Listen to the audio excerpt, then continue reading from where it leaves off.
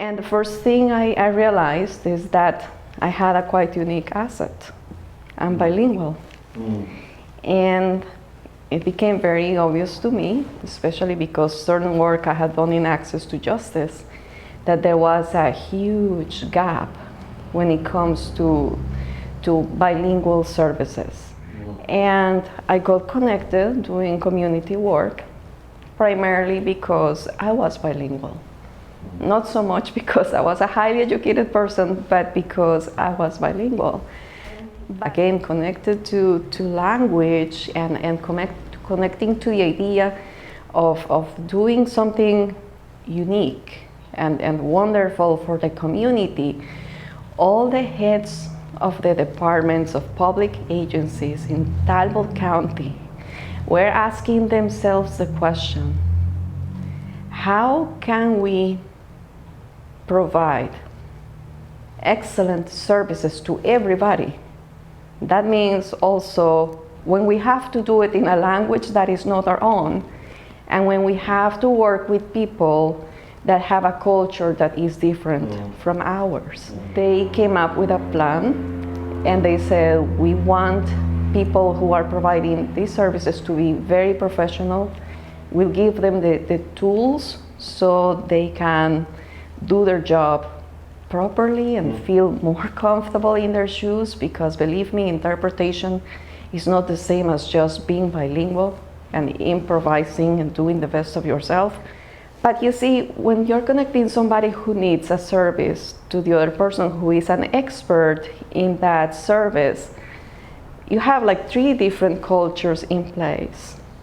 And we didn't want to forget about those people that are providing that service.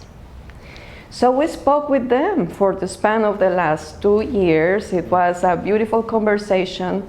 It was called Closing the Gap, and it was a presentation on cultural competence. It was really the service providers, people from the Department of Health, public schools, social services, Easton Utilities, the Talbot County Police.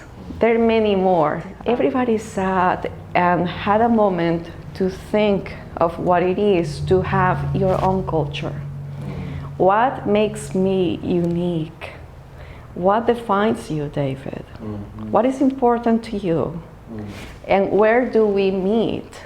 Where do we clash? And why?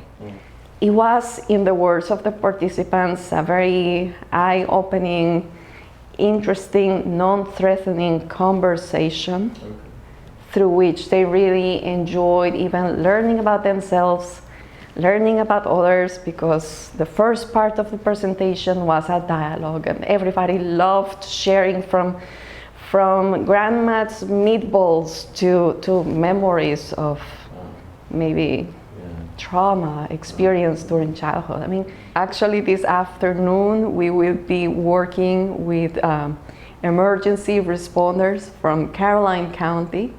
We will have 2 sessions for them. Today is going to be the first one, and in a couple of weeks we will go back and work with them again, well, the other shift. If we round that up, we can say that almost 1,000 people from the Eastern Shore has had that conversation. The leadership of this community is very welcoming, that we believe in greatness.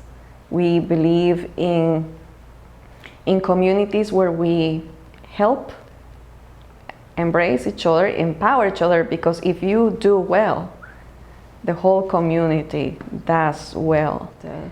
So my personal journey and my professional journey right now also includes sharing our work, our mission, and our passion with people, so that we can really spread this message that we are doing something differently here in Talbot County, and actually this goes for the whole Mid-Shore region. We are working together to promote a community where people succeed, where people thrive, and where cultural diversity becomes an asset.